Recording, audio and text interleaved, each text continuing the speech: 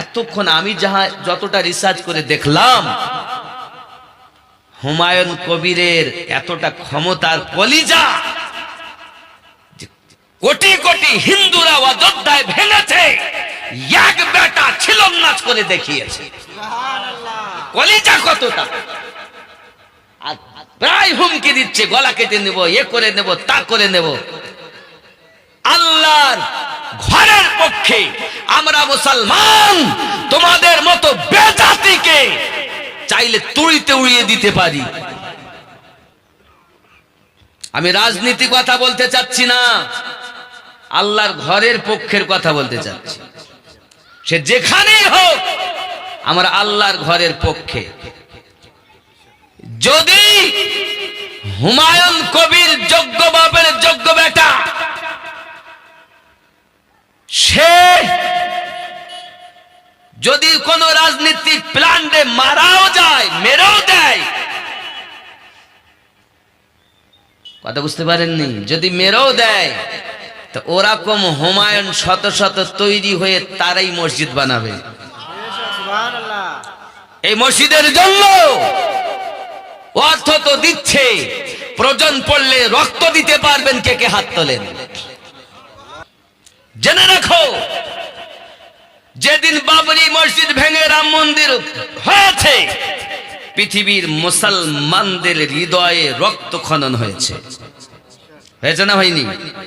আচ্ছা, আপনারা শুনেছেন কয়েকদিন আগে একজন ব্যক্তি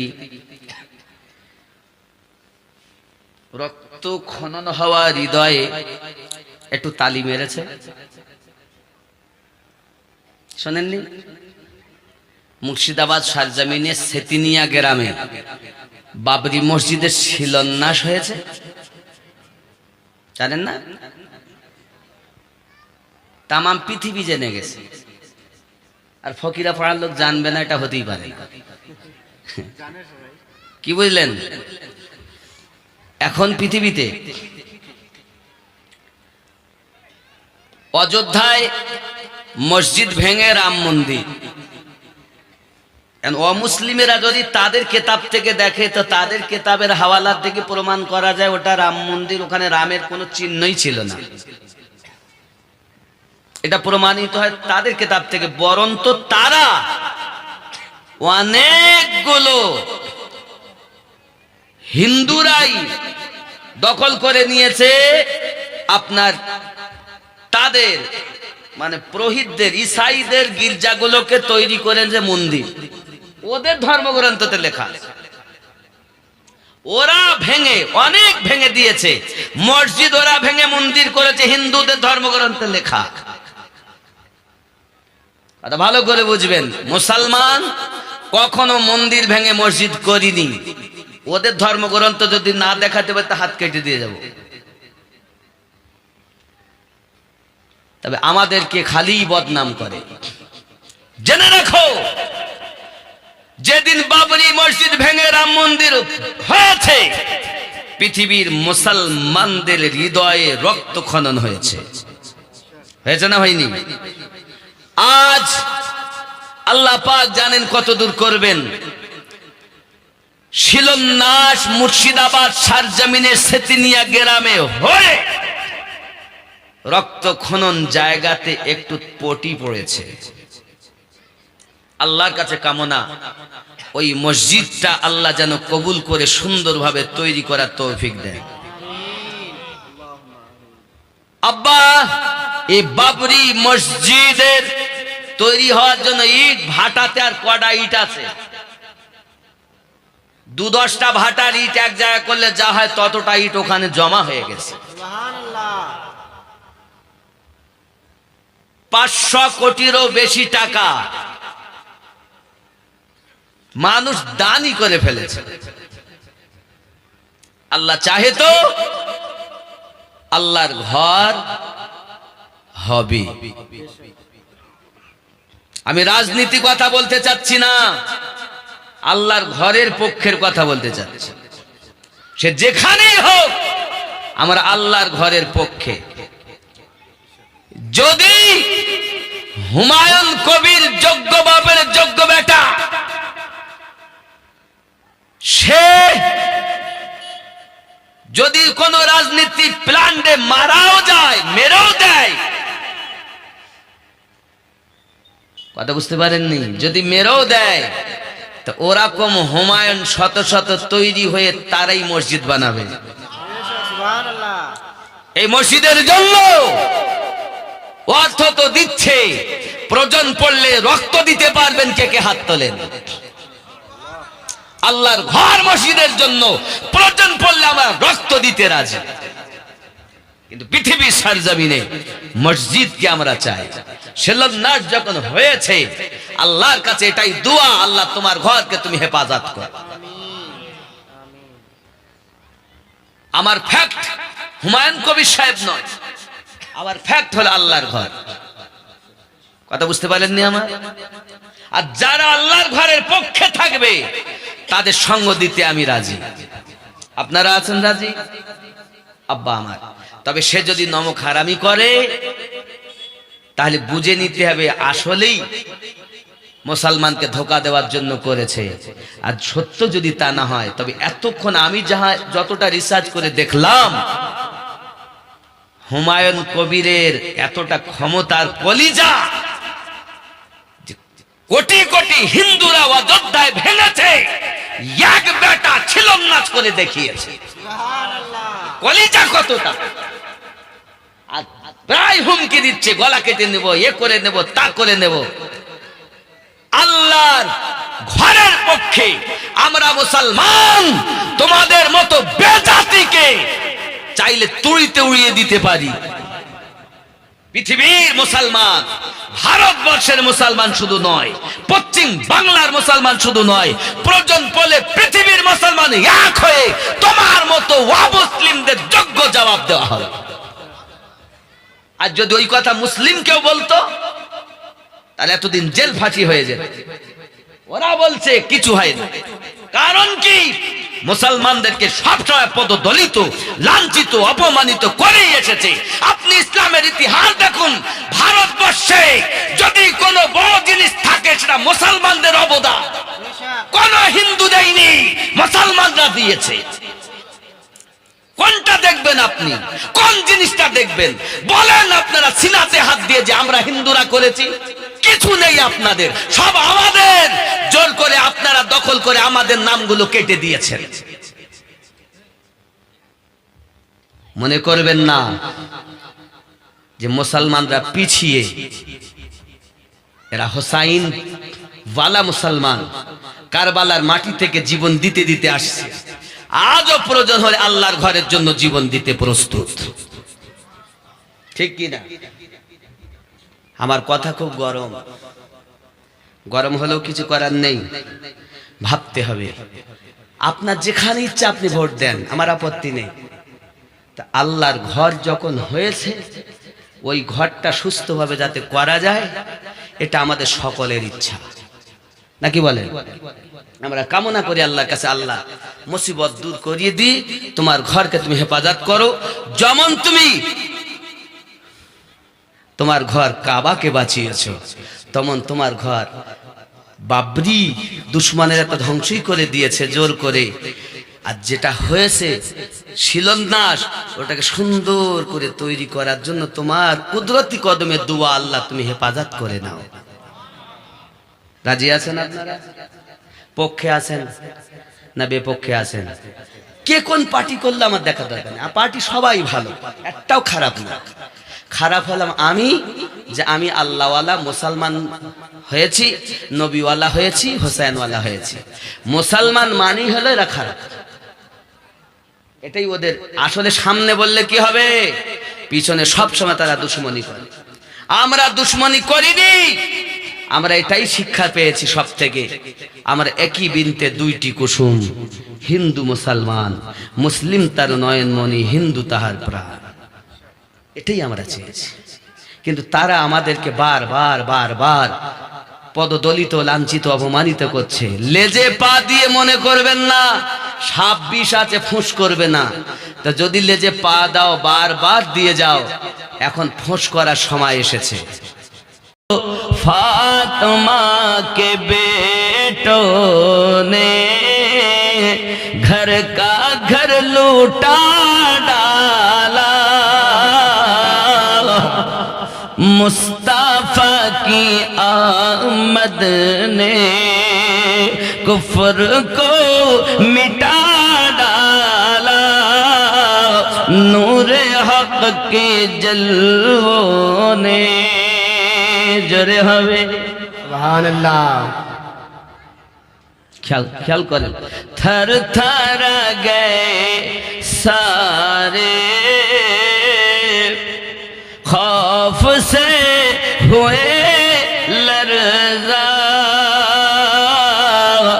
एक नन्हे असगर ने करबला हिला डाला एक नन्हे असगर ने करबला हिला डाला नूर हक के जलवों ने ज़रे हवे सुभान अल्लाह उठ गया कलम जब भी मेरे आला हजरत का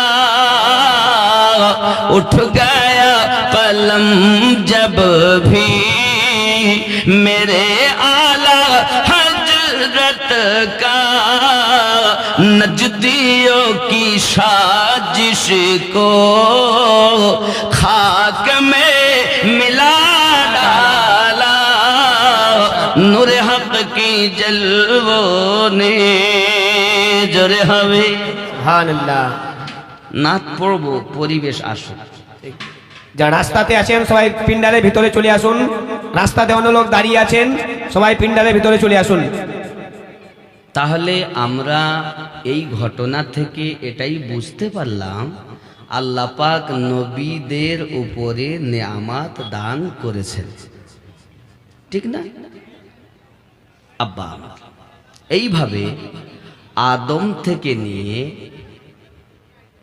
আমাদের নবী পর্যন্ত সব নবীর উপরে আল্লাহ পাকের নেয়ামত আছে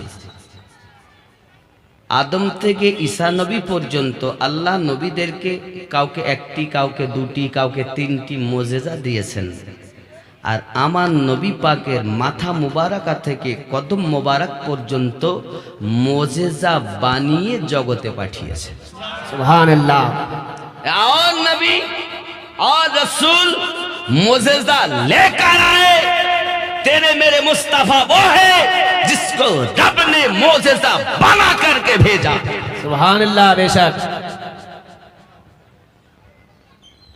তো বোঝা গেল আমাদের নবী চলা মোজেজা বলা মোজেজা ওঠা মোজেজা যেটুকুই করেছেন হ্যাঁ বলেছেন তো হালাল হয়ে গেছে না বলেছেন তো হারাম হয়ে গেছে ঠিক কি না আব্বা আমার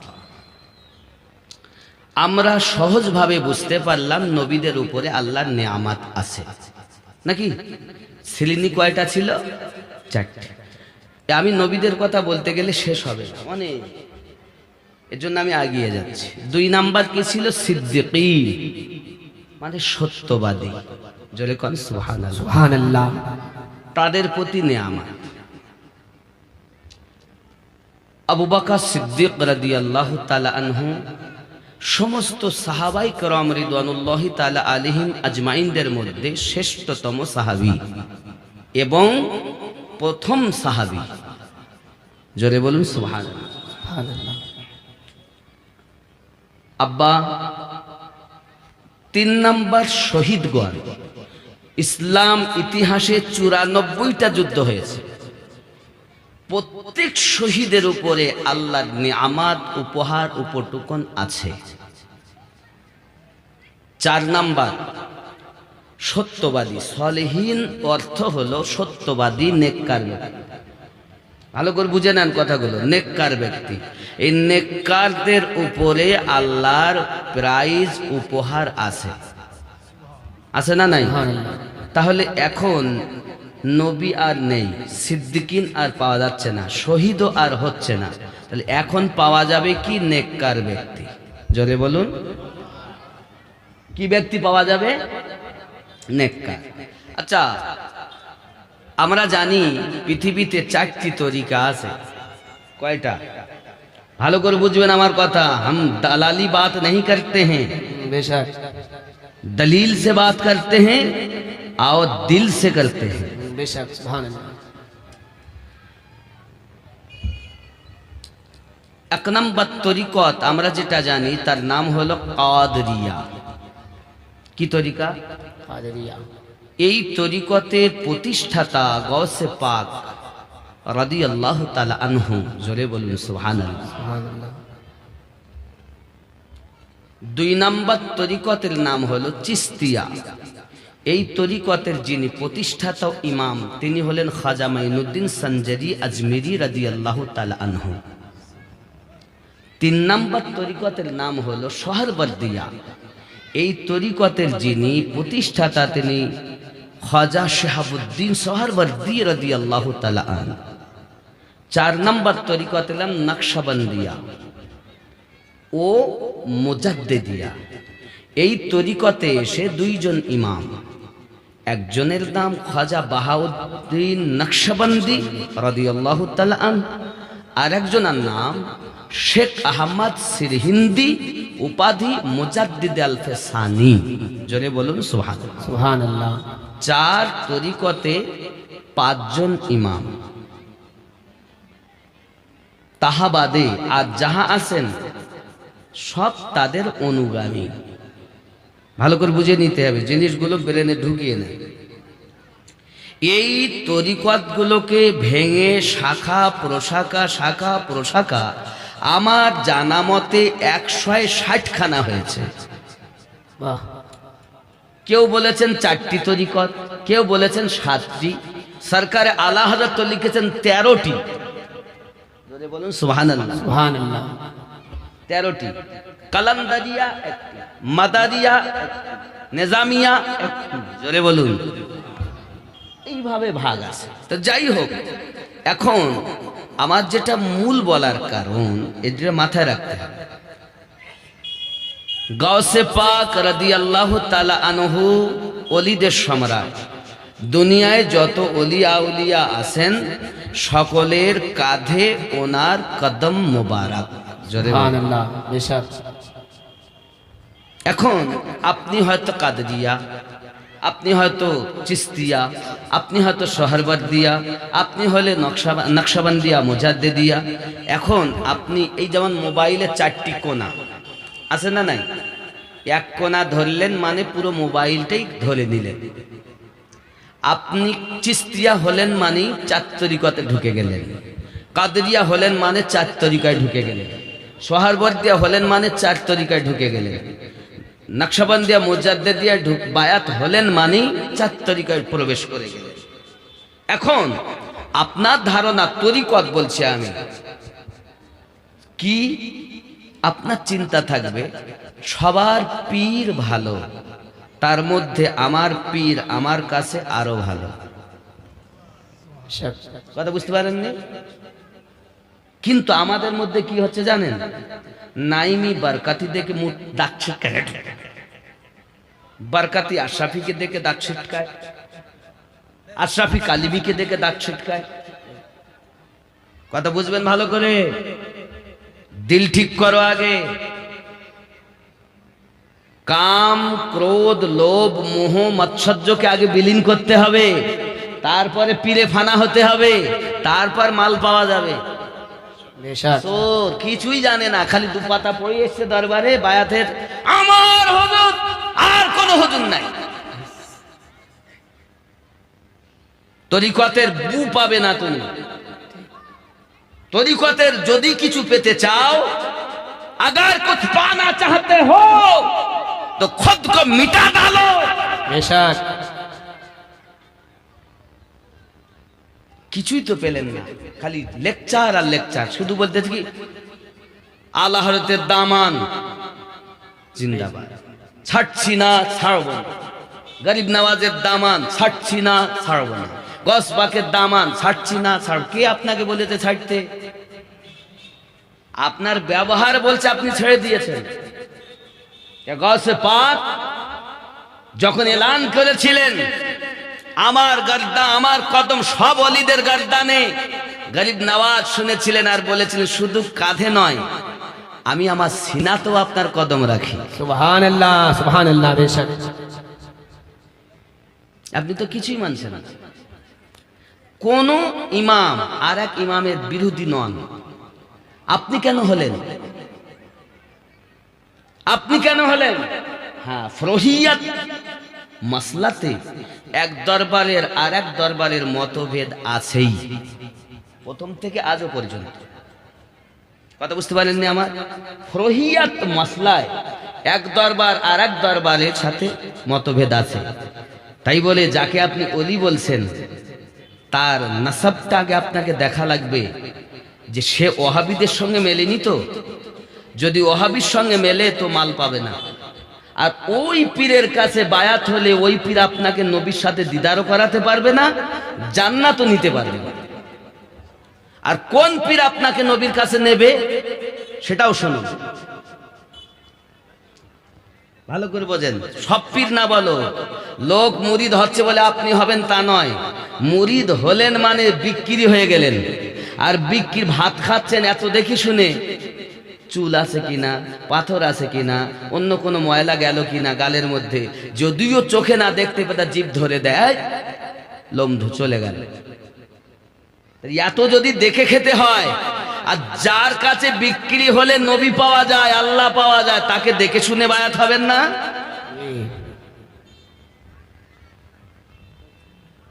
ভালো করে বুঝবেন। আব্বাজি আমার সোনা মানিকেরা, আসুন তাহলে ইসলামের ধারা দুই ভাবে চলছে বাবা। ইসলামের ধারা দুই ভাবে আসতেছে। এক হল ইমামে হাসান রাদিয়াল্লাহু তাআলা আনহুর কলেজার টুকরা হাসানে মুসান্না থেকে, আর এক আসতেছি ইমাম হোসেনের বেটা জয়নুল আবেদিন থেকে। এই দুটি ধারাতে কিয়ামত অবধি ইসলাম ধর্ম চলবে। সুবহানাল্লাহ। বেশক ইসলামের প্রথম ইতিহাস আপনাদেরকে শোনাচ্ছি। আমি প্রথমেই বলেছি সিরাতাল্লাযিনা আনআমতা আলাইহিম, এটা যেন ভুলবেন না, কারণ আমি যেখানেই যাই এইখানেই আসবো। আব্বা আমার সোনা মানিকেরা খুব ভালো করে বুঝুন। তাহলে দুই জনা থেকে আপনার ইসলাম ধর্মর গতি চলছে, এক হাসানে মুসান্না হুজুর থেকে, আর এক ইমাম জয়নুল আবেদিন হুজুর থেকে। হে বাবাজি আমার, নবী পাক আল্লাহ পাক নবুয়াত দিয়েছেন, রিসালাত দিয়েছেন, বেলায়াত দিয়েছেন, সমস্ত কিছুর মালিক আল্লাহ আমার নবীকে বানিয়েছেন। এই জন্য তো বলা হয় বেলায়াতে মুর্শিদ হইয়া আসিলেন দিনের নবী।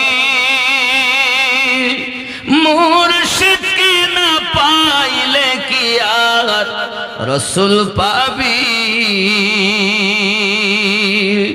বেলায়াতে মুর্শিদ হইয়া আসিলেন দিনের নবী। মুর্শিদকে না পাইলে কি আর রসুল পাবি? ওগো রসুল জন্ম নিল মক্কা, গেলে তার যাই না দেখা। কি দেখতে যাবি রে মন, কি দেখতে যাবি? মদিনায় তার রওজা আছে, গেলে তার যাই না দেখা। কি দেখতে যাবি রে মন, কি দেখতে যাবি? বেলায়াতে মুর্শিদ হইয়া আসিলেন দিনের নবী। আপন পীরের সুরাতে সেই তো রাসূল হাকিকাতে, তার হাতে হাত দিবি রে মন, তার হাতে হাত দিবি। সামনে দেখছো মুর্শিদ, হাকিকাতে ওই মুর্শিদের মাঝে যিনি বিরাজ করছেন তিনি আমার নবী। সুবহানাল্লাহ। কেন? আল্লাহ জানিয়েছেন সূরা আহজাবে 6 নম্বর আয়াতে, বিসমিল্লাহির রহমানির রহিম, আন-নাবিয়্যু আওলা বিল মুমিনিনা মিন আনফুসিহিম। প্রত্যেক মুমিনের জানের থেকে আরো নিকটে নবী আছে। সুবহানাল্লাহ। বেশক সুবহানাল্লাহ। যিনি মুর্শিদ তিনি মুমিন, আগে মুমিন তারপর মুর্শিদ। কত ভালো করে বোঝেন। তাহলে ইমানদারের জানের থেকে আরো নিকটে নবী আছেন।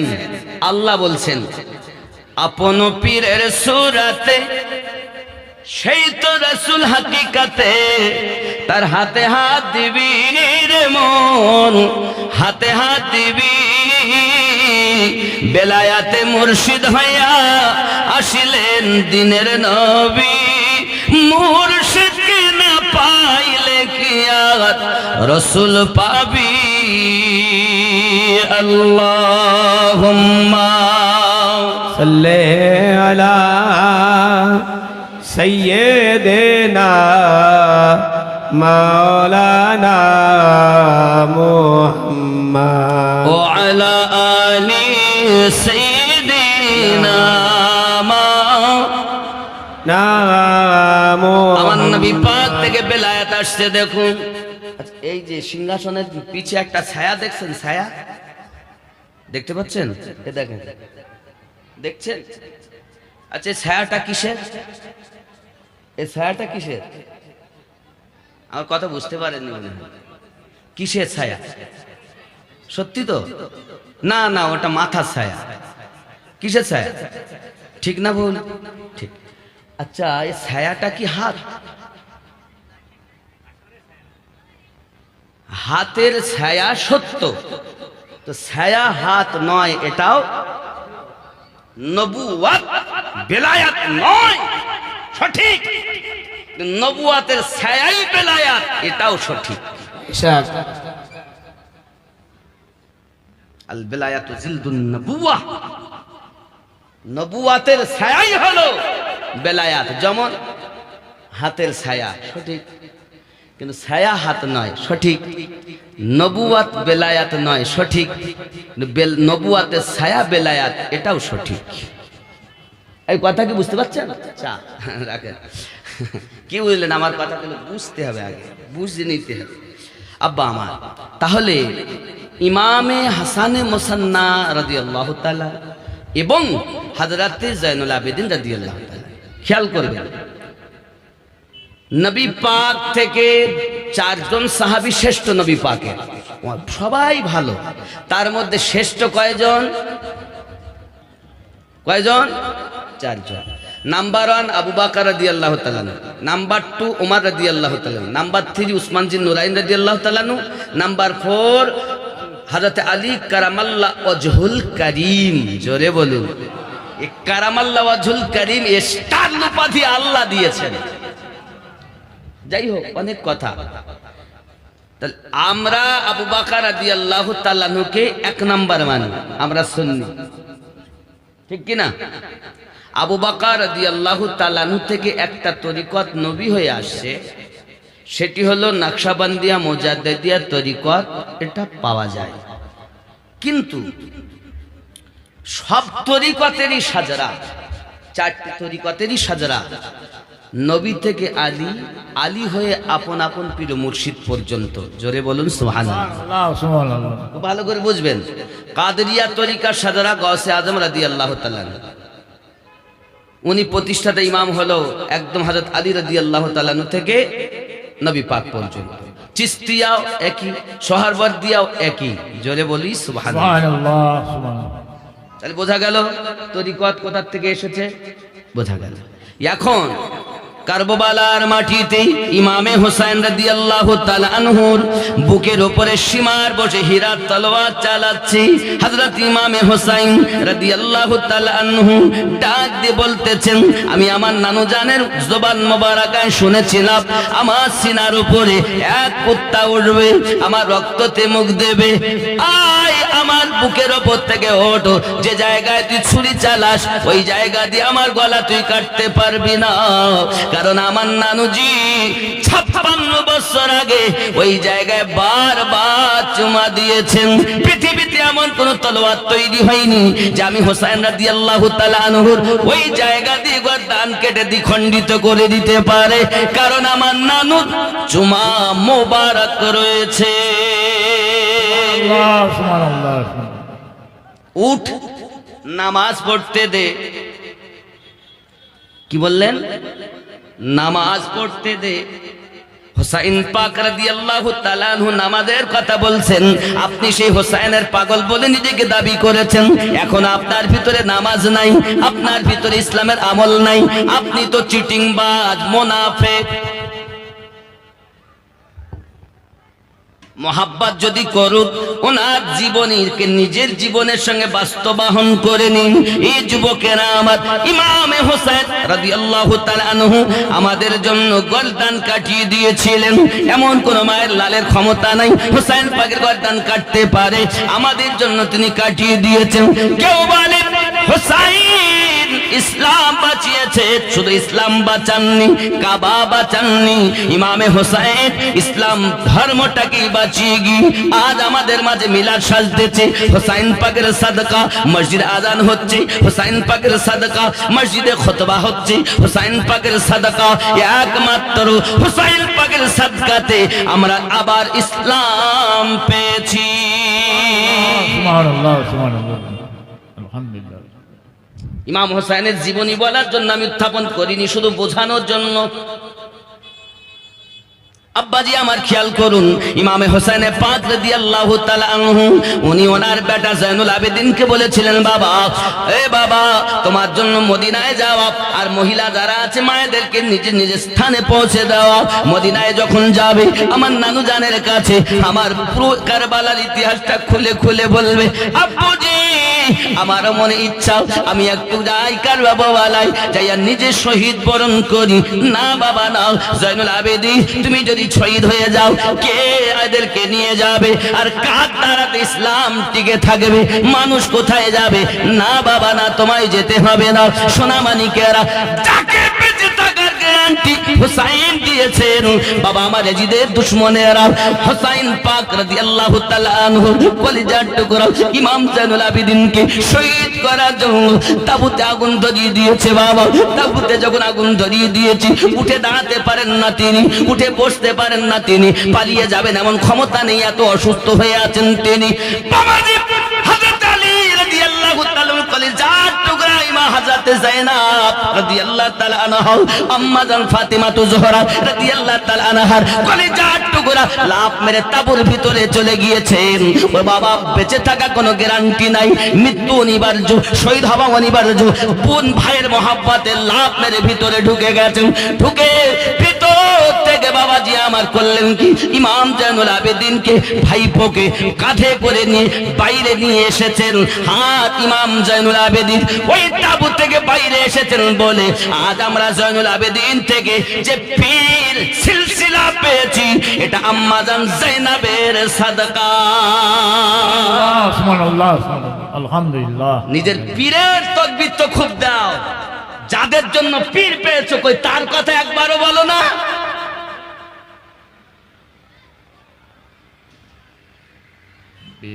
যে যেখানে মুরিদ হয়েছে সে সেখানকার খুব তাকবীর দিচ্ছে। তোমার জানা উচিত সেই দিন জয়নুল আবেদিনকে যদি তার ফুপু আম্মা খাতুনে জান্নাতের জিগার পাড়া হযরত যায়েনব সালামুল্লাহি আলাইহা তাবু থেকে বাইরে না আনতেন, না আমরা আলা হযরত পেতাম, না আমরা গরিব নওয়াজ পেতাম, না সৈয়দ মেহরা রাবি আলে রসুল পেতাম, না গৌসে আজম পেতাম, না ফুলবাড়ি দরবার শরীফের একরামুল হক হুজুরকে পেতাম। এক কথায় বুঝুন, তাম পৃথিবীর আউলিয়া পেয়েছি ওনার সাদকাতে। জোরে বলে। হানাফি মযহাবের ইমাম যিনি ছিলেন ওনার নাম হলো নোমান ইবনে সাবিত রাদিয়াল্লাহু তাআলা আনহু, উপাধি ইমামে আজম আবু হানিফা। সুবহানাল্লাহ, এগুলো মাথায় রাখবেন। আব্বাজি আমার সোনামানিকেরা খুব ভালো করে ব্রেনের ভিতরে রাখুন। শুধু এতটুকুই নয়, হযরত ইমামে আজম নোমান বিন সাবিত রাদিয়াল্লাহু তাআলা আনহু ওনার পীর মুর্শিদ কে জানেন?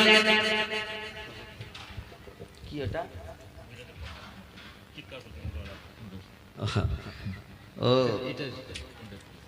স্টেজ আমার, আমি ঠিক আমার মতো বলবো, আর এত তাড়াহুড়ো করলে হবে না বাবা, কারণ আমাকে আসতে দিতে। আমাদের ওয়াজ আপনারা আজ কয়েকশো লোক শুনছেন, এরপর লক্ষ লক্ষ কোটি কোটি লোক শুনবে, ভুল ধরার লোক অনেক বেশি। যাই হোক, যখন আপনি অনুরোধ করলেন তা আমি ওইখানে রেখে একটুখানি আসি। আমার আম্মাদেরকে বলবো, মায়েদেরকে বলবো, আম্মা যান, মা জননী আমার, মা ভালো তো ছা ভালো। বেশ ও চা রয়েছে, একটু দরুদ আল্লাহুম্মা সাল্লি আলা।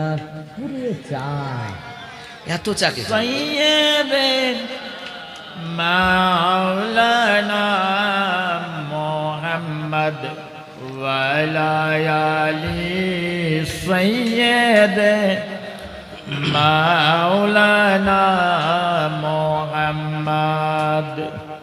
বাপজি আমার খেয়াল করুন, আম্মা জান, যারা আমার কণ্ঠের আওয়াজ শুনছেন, মেহেরবানি করে আপনাদের অনুরোধ করব, আপনারা জোরে কথা বলেন।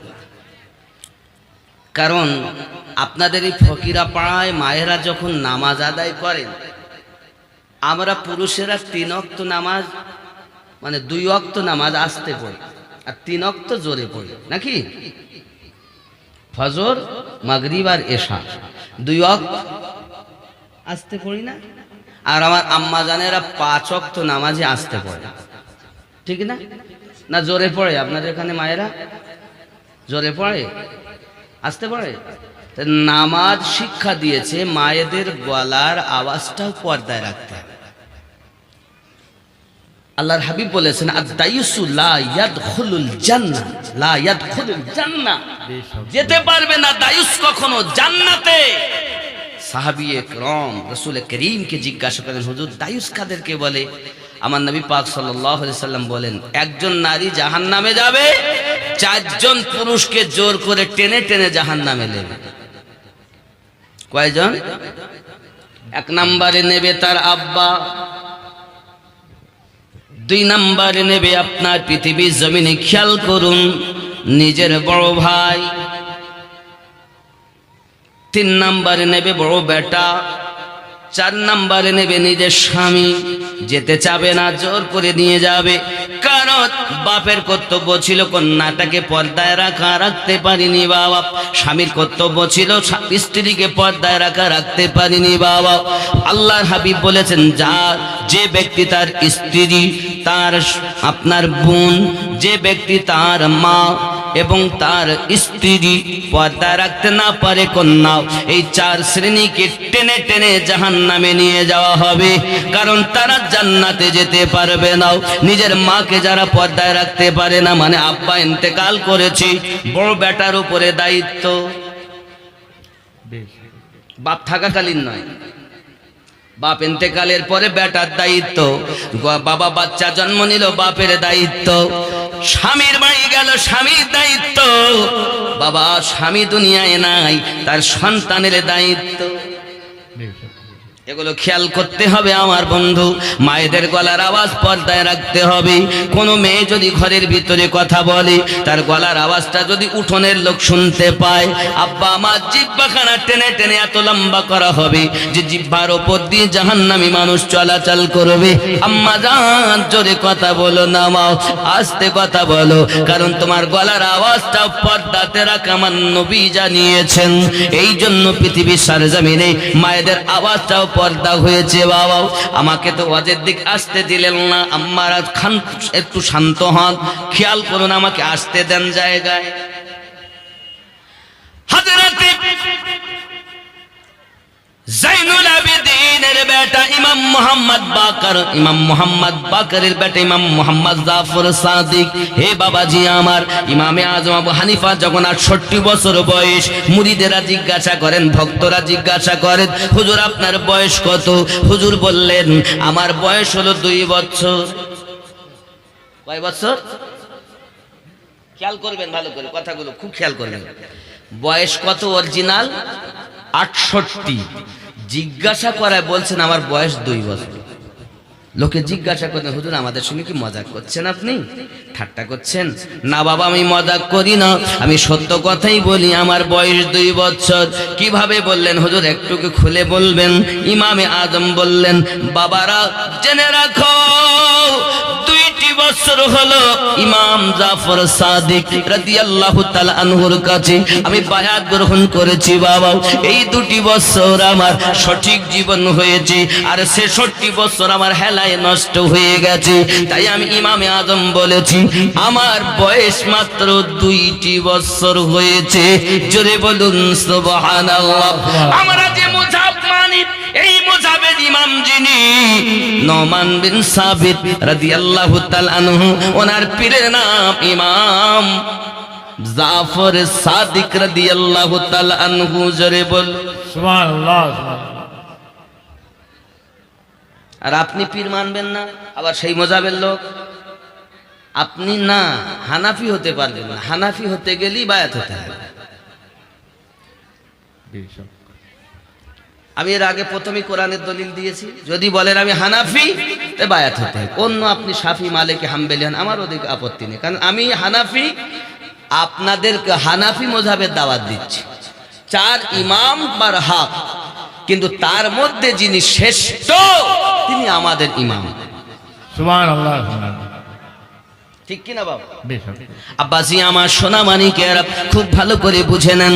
এবার ইমাম মোহাম্মদ জাফর সাদিক রাদিয়াল্লাহু তাআলা আনহুর বেটা ইমাম মোহাম্মদ কাজিম, ওনার বেটা মোহাম্মদ আলী রাজা, ওনার বেটা ইমাম তাকি আলী, ওনার বেটা ইমাম নাকি আলী, ওনার বেটা ইমাম হাসান আসকানি, ওনার বেটা আসবেন ইমাম মেহেদি। জোরে বলুন সুবহানাল্লাহ। ইমাম মেহেদি আসবেন, শুনেছেন না? এই হলো না স্যার। হে যুবক আমার, আমি আপনাদের বোঝাতে চাই আজ পৃথিবীর জমিনে কাদেরিয়া তরিকত যিনি পীর গাউসে আজম রাদিয়াল্লাহু তাআলা আনহু, তিনি মায়ের দিক থেকে আর আব্বার দিক থেকে হাসান হোসাইনি আওলাদ। জোরে বলুন সুবহানাল্লাহ। ভালো করে মাথায় রাখুন, গাউসে আজম রাদিয়াল্লাহু তাআলা আনহু উনি যখন ওনার মায়ের পেটে আসবেন, দুনিয়ায় ভূমিষ্ঠ হবেন, এমন সময় আমার দরুদি নবী এই যে বলতেছেন, এই মাখদুমা উম্মুল খায়র ফাতিমা, জেনে রাখো তোমার গর্ভে এমন একজন আমার প্রেমিক রয়েছে, আমার আশিক রয়েছে। আমি নবী তাকে ভালোবাসি, সেও আমাকে ভালোবাসে, যার নাম হবে আব্দুল কাদের জিলানী। ওলিদের ভিতরে শ্রেষ্ঠ হবে। আমার যেমন মার্তাবা নবীদের ভিতরে, তারও মার্তাবা হবে আউলিয়াদের ভিতরে। সুবহানাল্লাহ সুবহানাল্লাহ। আব্বাজি আমার খুব ভালো করে বুঝুন, আমার গাউসে আজম রাদিয়াল্লাহু তাআলা আনহু উনি যখন দুনিয়ায় ভূমিষ্ঠ হয়েছেন, পহেলা রমজান ছিল। আব্বা আমার উনি সকাল বেলায় ভূমিষ্ঠ, দুধ পান করলেন না, সন্ধ্যার সময় দুধ পান করেছেন। আব্বা আমার বোঝা গেল ছোট্ট বাচ্চা রোজা রেখেছেন, এলাকায় প্রচার হয়ে গেল আবু সালেম মুসাদাঙ্গি দোস্তের বাড়ি এমন একটা বেটা জন্ম দিয়েছে, জন্ম নিয়ে রোজা পালন করে। আব্বা আমার খুব খেয়াল করুন, এমন করে আপনার পরের বছর যখন রমজান মাস এসেছে, আব্বা আমার চাঁদ দেখা গেল না। আব্বা চাঁদ যখন মেঘাচ্ছন্ন থাকার কারণে আকাশে চাঁদ দেখা যায়নি, এলাকার মানুষ বলতে যে যাও আবু সালেম মোসাদাঙ্গি দোস্তের বাড়ি, যাইয়া দেখো তার বাচ্চা দুধ পান করেছে কিনা। যদি দুধ পান করে মনে করবে চাঁদ হয়নি, আর যদি দুধ পান না করে আমরাও রোজা ধরে নেব। সুবহানাল্লাহ। বন্ধুরে, ওই গাউসে পাক রাদিয়াল্লাহু তাআলা আনহু যখন চলাফেরা করতে লেগেছেন, এলাকার মক্তবে তাকে নিয়ে যাওয়া হয়েছে। শিক্ষক পড়াচ্ছে, বলো না বিসমিল্লাহির রহমানির রহিম। উনি বিসমিল্লাহ সহ সূরা ফাতিহা শুনিয়ে দিলেন, সূরা বাকারা শুনিয়ে দিলেন, সূরা আল ইমরান শুনিয়ে দিলেন, সূরা আন-নিসা শুনিয়ে দিলেন। এমনি করে 18 পারা কোরআন গাউসে পাক কণ্ঠস্থ শুনিয়ে দিয়েছে। সুবহানাল্লাহ সুবহানাল্লাহ। শিক্ষকেরা বলেন, ও বাবু কোথায় শিক্ষা করেছেন আপনি, কোথায় পড়াশোনা করেছেন বাবা? সঙ্গে সঙ্গে বলতেছেন, হুজুর আমার আম্মা মাখদুমা উম্মুল খায়র ফাতিমা প্রায় কোরআন তেলাওয়াত করতেন, আমি আমার মায়ের পেটে ভিতরে বসে বসে মায়ের তেলাওয়াত শুনতাম, আর মায়ের তেলাওয়াত শুনে আমি আব্দুল কাদির মায়ের পেটেই মুখস্থ করে নিয়েছি। ও আমার ফকিরা পার মাখালা শুনে নিন রাতের বেলা ওয়ালা গাউসে আজমের আম্মা মাখদুমা উম্মুল খার ফাতিমা পৃথিবীর জমিনে আল্লাহর কোরআন তেলাওয়াত করেন বলে সন্তান তেলাওয়াত মুখস্থ করেছেন, কোরআন মুখস্থ করেছেন। আর আমার মায়েরা পেটে বাচ্চা নিয়ে সিরিয়াল সিনেমা দেখে বলে বাবার জন্মের পরে ওই বাচ্চাটা যখন 1-2 বছর হয় মোবাইল না দিলে না কিছু খায়। ঠিক না? মা গালে ঠাসে আর বেটার বিটি বলেন বেটা বলেন শুধু মোবাইলের দিকে নজর, মা গালে ঠেসতেছে। কারণ আমার মায়েদের এখন তেলাওয়াতে কোরআন নাই। আগে ফজরের নামাজ পড়ে গেলে গ্রামে বার হলে ঘরেতে কোরআন তেলাওয়াতের আওয়াজ শোনা যেত, আর আজকাল মুসলমানের বাড়িতে গেলে তেলাওয়াতে কোরআনের আওয়াজ শোনা যায় না। এখন গান সিনেমার আওয়াজ হয়, হে বাবাজি ঝগড়া ঝামেলার আওয়াজ হয়, কিন্তু মুসলমানের বাড়ি বলে এখন বোঝা যায় না। এইরূপ হালাত আমাদের হয়ে গেছে। মহান আল্লাহ পাক আল্লাহ তাআলা জানান, আমার নেয়ামত প্রাপ্ত ব্যক্তিদের উপরে আমি আল্লাহ প্রাইজ দিয়েছি নেক বান্দাদের উপরে। গাউসে পাক রাদিয়াল্লাহু তাআলা কেমন ছিলেন দুনিয়ায় খেয়াল করুন বাবা। হযরত আব্দুল কাদের জিলানী রাদিয়াল্লাহু তাআলা আনহু ছোটবেলাতে ওনার আম্মা জান কেমন ছিলেন পর্দা নাশিনা বাবা। আবু সালেহ মোসাদাঙ্গি দোস্ত পৃথিবীর সরজমিনে তিনি একবার খেয়ে ফেলেছিলেন একটি মাত্র সেব, একটি ফল। তার জন্য 12 বছর গোলামি করলেন। ঘটনাটা পুরো বলবো না, শুধু স্যাম্পল। আবু সালেহ মোসাদাঙ্গি দোস্ত গেলেন ক্ষমা চাওয়ার জন্য। ক্ষমা যখন চাইতে গেছেন ভিতর থেকে আপনার কিনা আওয়াজ, ঘরে বাবা আমার বাগানের মালিক এসে বলছেন বাবা ক্ষমা করতে পারি, 12 বছর গোলামি করতে হবে। আবু সালেহ মোসাদাঙ্গি দোস্ত বলেন পাপটা তত বড় নয়, তাও জেনে শুনে করিনি, জানাতে হয়ে গেছে, ক্ষুধার জ্বালায় হয়ে গেছে। ও বাবা সুদ খাচ্ছ একবার বিচার করো নাও, মদ পান করো একবার বিচার করো নাও, আল ঠেলে চাষ করো একবার বিচার করো নাও, মা বাপকে কষ্ট দাও একবার বিচার করো নাও। আবু সালেহ মোসাদাঙ্গি দোস্ত 12টি বছর গোলামি করতে হবে, তাও ভেসে যাওয়া একটা ফলের জন্য। আবু সালেহ মোসাদাঙ্গি বলে ও পৃথিবীর জমিনে এটা আরাম করার জায়গা নয়, এটা সুখ ভোগ করার জায়গা নয়, এটি হলো দুনিয়ায় পরীক্ষার দুনিয়া। এসেছি 50-60 বছর বেঁচে থাকবো, 70 বছর বেঁচে থাকবো, কোটি কোটি বছর যেখানে আমাকে থাকতে হবে। এ জওয়ান যুবক ভালো করে বোঝো না বাবা। আবু সালেহ মোসাদাঙ্গি বলেন আমি রাজি, 12 বছর গোলামি করব, কারণ আমি আবু সালেহ মোসাদাঙ্গি দোস্ত আমার জানা মতে যেন কোনো পাপ না হইয়া যায়। আমার নবী যদি জিজ্ঞাসা করে আবু সালেহ রে কি নিয়ে এসেছিস, আমি কেমন করে বুঝাবো আমার নবীকে, কেমন করে মুখ দেখাবো রসুলে পাককে? না না না না না, আমি জগতের বুকে একটি ছোট্ট পাপের জন্য এমনি করে বসে থাকবো না। 12টি বছর গোলামি করেছেন, 12 বছর হয়ে যাওয়ার পরে সঙ্গে সঙ্গে বলছেন বাবা 12 বছর পূর্ণ হয়েছে, ক্ষমা করতে পারি, আমার একটি মাত্র শর্ত হলো এই, আমার মেয়ে আছে তাকে বিয়ে করলে তারপরে আমি মাফ করব, তার আগে নয়। বিয়ে করতে হবে। মেয়েটি কেমন জেনে রাখো বাবা, মেয়ে চোখে অন্ধ, জবানে বোবা, কানে কালা, হাতে লুলো, পায়ে ন্যাংরা, দেখতে বড় কালো। বন্ধুরে আবু সালেহ মোসাদাঙ্গি বলেন বাপ যখন মেয়ের জন্য সাক্ষী দেয় তো মেয়ে এমন হবে, এই কালো মেয়ে নিয়ে সংসার করব কেমনে, বোবা মেয়ে নিয়ে সংসার করব কেমনে, কালা মেয়ে নিয়ে জীবন কাটাবো কেমনে? তবে আয় আমার রবের হাবিব, আয় আমার দয়াল নবী মুস্তাফা হাদিস শরীফের ভিতরে জানিয়েছেন জান্নাতের ভিতরে প্রত্যেকটি জান্নাতি 70টা করে হুর পাবে। আর দুনিয়ায় যে আপনার বিবি থাকবে, এই বিবি হবে তাদের সরদারিনী। জোরে বলো এই ফকিরা পাঁচ জওয়ান যুবক জেনে রাখো, ডান্স হাঙ্গামা দেখতে যাচ্ছ, সিনেমা দেখতে দেখতে যাচ্ছ, রং বিরঙের তুমি কত কি ড্যান্স দিচ্ছ। হে বাবা আমার ডিজে বাজতেছে, এখন বাবা ডিজে বাজা দেখতেছো তুমি।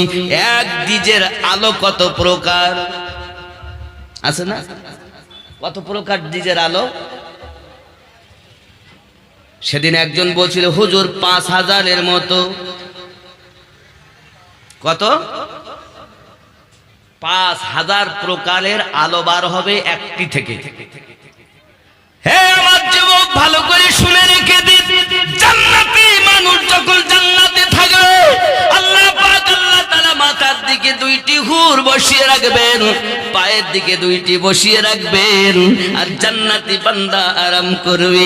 হে বাবাজি আমার সোনাবানি কেরাও, এখন আপনার যদি মনে হয় ওই হুরটার সঙ্গে আমি আমার মনের বাসনা পূর্ণ করব, সঙ্গে সঙ্গে তার মনও সেটা অনুভব হবে।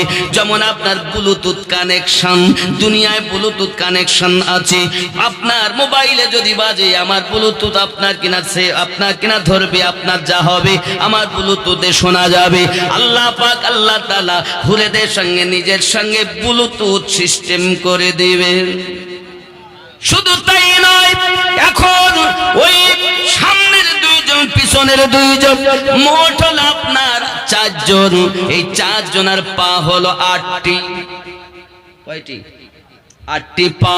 এই 8টি পা নিয়ে যখন জান্নাতের ভিতরে নুপুরের ঝনকার মারবে রে যুবক, আল্লাহর হাবিব জানিয়েছেন তাদের 8টি পা দিয়ে 8 লক্ষ প্রকারের ডিজে আলো হবে। কত কত? 8 লক্ষ প্রকারের। জোরে বলুন সুবহানাল্লাহ। দুনিয়ায় কেন আপনি ডিজে শুনতে যাচ্ছেন? হে যুবক, অনেক মেয়েদেরকে দেখলে ভালো মনে হয়, আপনি হাতের ইশারা করলে প্রথম নাই তো মুখ কালো করবে, দ্বিতীয়বারে পা থেকে চটি খুলে দেখাবে না? কিন্তু জান্নাতের ভিতরে এরকম ডিজে বাজতে থাকবে। আপনি চলছেন জান্নাতে, চলতে চলতে কোন হুর যদি আপনার পছন্দ হয়ে যায়, সঙ্গে সঙ্গে সে জুতো খুলে দেখাবে না, ব্লুটুথ কানেকশনের মতো আপনার কাছে চলে আসবে। প্লাস্টিক সার্জারি, হে যুবক জেনে রাখো, আল্লাহর হাবিব জানিয়েছেন প্লাস্টিক সার্জারি কেমন বাবারে, আপনার রূপের পরিবর্তন হবে। এক মুহূর্তে এক রকমের রূপ আপনার পরিবর্তন হবে। এখন আপনি বলেন হুজুর আমার যে বিবি আমাকে চিনবে কেমন করে? আপনার ছবি সঙ্গে সঙ্গে বিবির কাছে আপনার কিনা বিবিকে দেখানো হবে, বিবি রে তোর স্বামী এই 1 ঘন্টার মধ্যে রূপ পরিবর্তন করে এই রূপ করা হয়েছে। খেয়াল করে, জান্নাতি সুখের কথা বলছি। আল্লাহর বান্দা বান্দি জেনে রাখুন, পৃথিবীর জমিনে নবী জানিয়েছেন যে হুর আপনাকে আমাকে দেওয়া হবে, এই হুর যদি একবার হেসে দেয় দুনিয়ার দিকে, আকাশের সূর্যের জ্যোতি নিভে যাবে। ওই হুর। আর আপনি এখনকার এইসব বিটি ছেলে লইয়ে বলছেন আমি আপনাকে ভালোবাসি, এ ভালোবাসা লয়, পাগল। বন্ধু আমার ভালো করে ব্রেনের ভিতরে রাখুন, আমার গৌসে আজম রাদিয়াল্লাহু তাআলা আব্বাজি চিন্তা করছেন না না না, আমার তো প্রয়োজন রয়েছে, পৃথিবীর জমিনে সুখ ভোগ করার জন্য আসিনি। আর দুনিয়া মাজরাতুল আখিরাহ, দুনিয়াটা হলো আখিরাতের খেতিবাড়ি, এসেছি পরীক্ষা দেওয়ার জন্য। দুনিয়া হাসার জায়গা নয়, দুনিয়া আশা পূর্ণ করার জায়গা না রে বাবা, দুনিয়াতে সুখ ভোগ করার জায়গা না রে বাবা, দুনিয়াটা শুধু কষ্ট করে যাওয়ার জায়গা, পরীক্ষা দেওয়ার জায়গা রে বাবা। আনন্দ যারা করেছো ভুল তারা করেছো, আশা পূর্ণ যারা করতে চেয়েছো অপরাধ তারা করে ফেলেছো। যুবক যদি এখনো বাঁচতে চাও দুনিয়ার সুখটাকে ত্যাগ করো, কারণ জীবন হলো 60-70 বছরের জীবন, আর যেখানে থাকবো সেটা কোটি কোটি বছরের জীবন। আল্লাহর বান্দাও আবু সালেহ মুসা জাঙ্গি দোস্ত বলেন আমি রাজি। বিবাহ হয়ে গেল বাবা, বিবাহ হয়ে যাওয়ার পরে ঘরের ভিতরে যাওয়ার হুকুম। উনি ঘরের ভিতরে যাচ্ছেন, রাতের বেলা অন্ধকার ঘর, ঘরটা তার রূপের ছটায় আলো হয়ে আছে। ভিতরে পা দিয়েছেন, এমনি করে পাটা টেনে নিয়েছেন। ও বাবা, ভালো করে মাথায় রাখুন বাবা, এমন করে পাটা যখন টেনে নিয়েছেন, ওনার শ্বশুর আব্বা দাঁড়িয়ে রয়েছেন। কি খবর বাবা? চোখ দিয়ে পানি ঝরে আর বলছেন, হুজুর আমাকে মাফ করুন, ক্ষমা করুন, চলে যাব বাড়ি।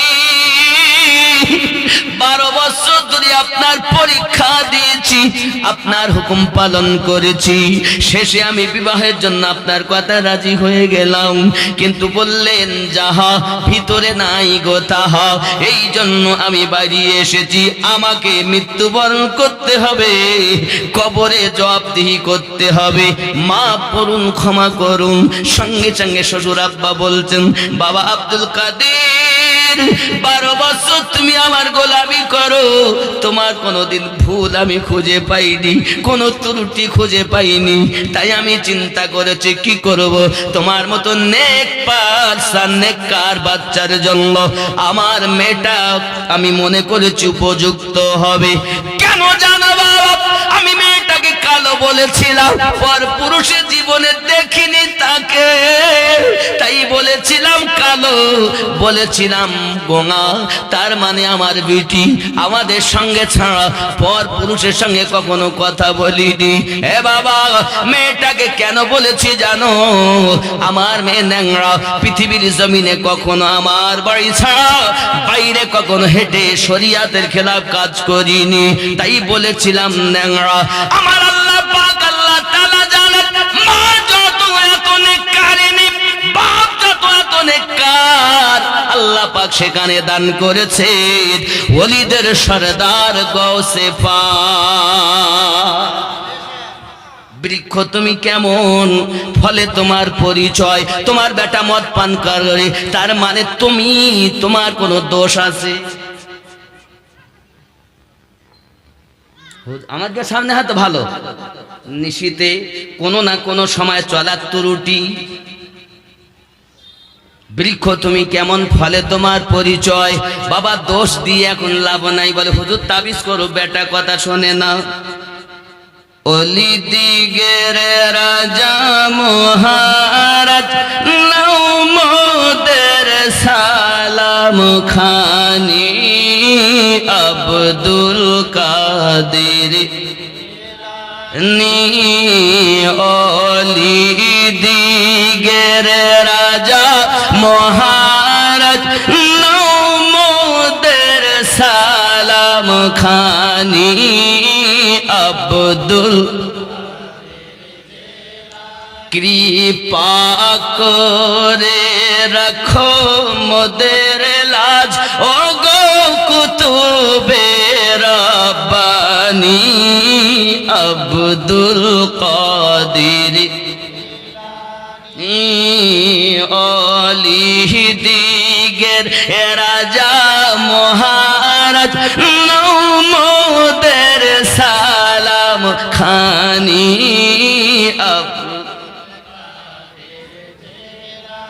রসুল পাকের তুমি পিয়ার, মাওলা আলী নয়ন তারা, মা ফাতিমার প্রাণের দুলাল, হাসান হোসেনের জিগার পারা, সর্বগুণে গণমণি, সর্বগুণে গণমণি, তুমি মেহবুবে সুবহানি, আব্দুল কাদের নি। কৃপা করে রাখো মোদের লাজ, ও গো কুতুবে রব্বানি, আব্দুল। মুসিবতে পড়ে মোরা ডাকি তোমায় দাস্তাগীর,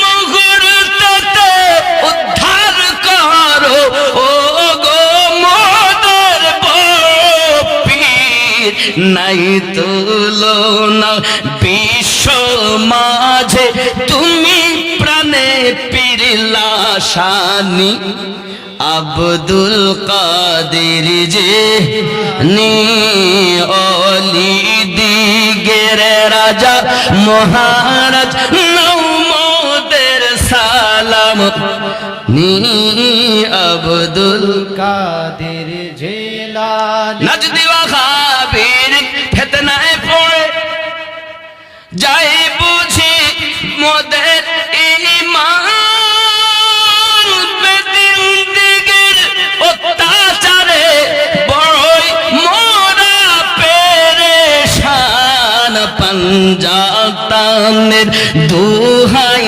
তোমার পঞ্জাতানের দুহাই তোমার করো মুশকিল আসানি আব্দুল কাদের জিলানী ওলি দিগের রাজা মহারাজ নৌমদের সালাম খানি আব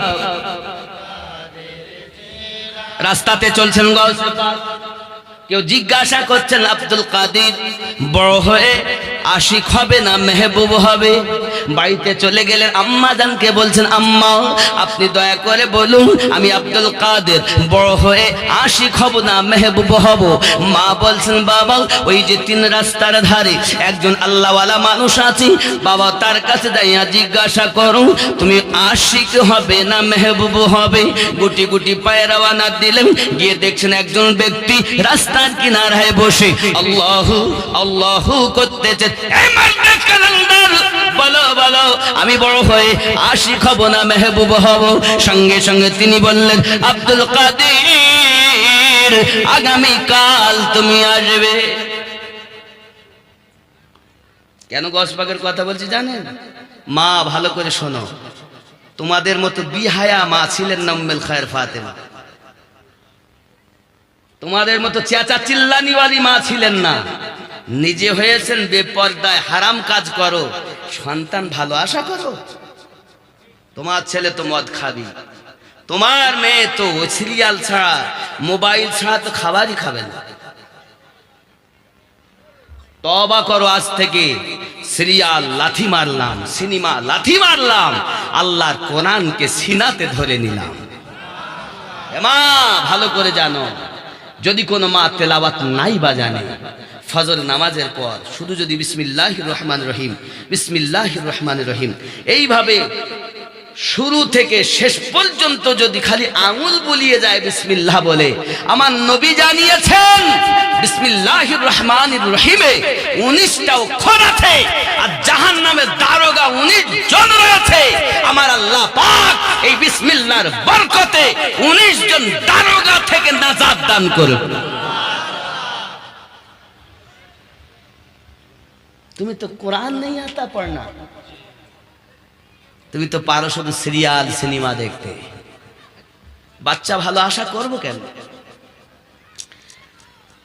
পরের দিন আপনার কিনা মা বললেন বাবা খবর বলে আমি আম্মা জিজ্ঞাসা করলাম তিনি বললেন আজ নয় কাল আসতে ঠিক আছে বাবা কাল যাবে গৌসে পাক কালকে গেলেন টুকটুক করে গিয়েছেন গিয়ে দেখতেন সেই মর্দে কালান্দার আল্লাহু আল্লাহু করনেওয়ালা তিনি আর ওখানে নাই হঠাৎ করে তিনি পরেশান হলেন পাশের মানুষকে জিজ্ঞাসা করছেন হ্যাঁ বাবা এই জায়গায় বসে তিনি আল্লাহু আল্লাহু জিকির করতেন তাকে কি পেয়েছো বাবা দেখেছেন কোথাও এই জায়গা থাকতেন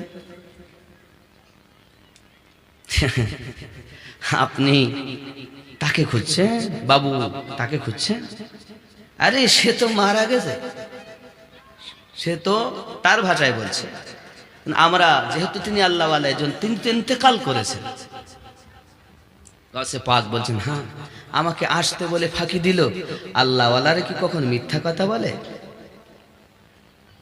বলেন না কারণ নবীর সাথে তাদের দেখা আমার নবী পাক সাল্লাল্লাহু আলাইহি ওয়াসাল্লাম একদিন বাজারে গেছেন ইহুদির সঙ্গে কথা এমন সময় নবী পাক সাল্লাল্লাহু আলাইহি ওয়াসাল্লাম বলেন হুজুর আমি আসছি আপনি দাঁড়ান 3 দিন আমার নবী এক জায়গায় দাঁড়িয়েছিলেন জোরে বলেন আরে আমার নবীর উম্মত বলে দাবি করবার আমাদের মতো চিটিংবাজ ধোঁকাবাজ আর জগতে আছে কবরে আমি যাব না বাবা মা বাবা কেউ যাবে না কবরে রাহমাতুল লিল আলামিন আপনার আমার কবরে তাশরিফ আনবেন সুবহানাল্লাহ লজ্জা করো, বিবেক করো। দুনিয়াটাকে এই শেষ, আর হয়তো আমার সঙ্গে আপনাদের দেখা হবে না। কিসের আশা আছে আপনার? এইটা হলে ওইটা করবেন, কিসের আশা? কেন মদ খাবো, কেন গাঁজা খাবো? আমার আল্লাহ পাক আল্লাহ তাআলা সারাবান তহুরা পান করাবেন জান্নাতে। সুবহানাল্লাহ, বেশক। আরে পান করবেন একবার তো জিন্দেগিতে পিপাসা বোধ হবে না। এই দুনিয়ায় কি পেয়েছেন আপনি? এখানে এটা আরাম করার জায়গা না। পরীক্ষার হলে কেউ কি আনন্দ করতে যায়? হ্যাঁ, তো এটা আমাদের পরীক্ষার হল। এখানে কিসের আনন্দ? এখানে তো জাহান্নামীদের জন্য আনন্দ। আমরা আগেও ছিলাম জান্নাতে, এসেছি জান্নাত থেকে, আমাদের শেষ ঠিকানা হলো জান্নাত। সুবহানাল্লাহ, বেশক। আর আমাদের কি জান্নাতি বানানোর জন্য নবী এখনো কাঁদতেছেন। আর সরকার আলা হযরত এটা কি তুলে বলেছেন, তুঝসে और जन्नत से क्या मतलब वह भी दूर हो, हम रसूलुल्लाह के जन्नत रसूलुल्लाह। সুবহানাল্লাহ, সুবহানাল্লাহ। খেয়াল করেন আব্বা,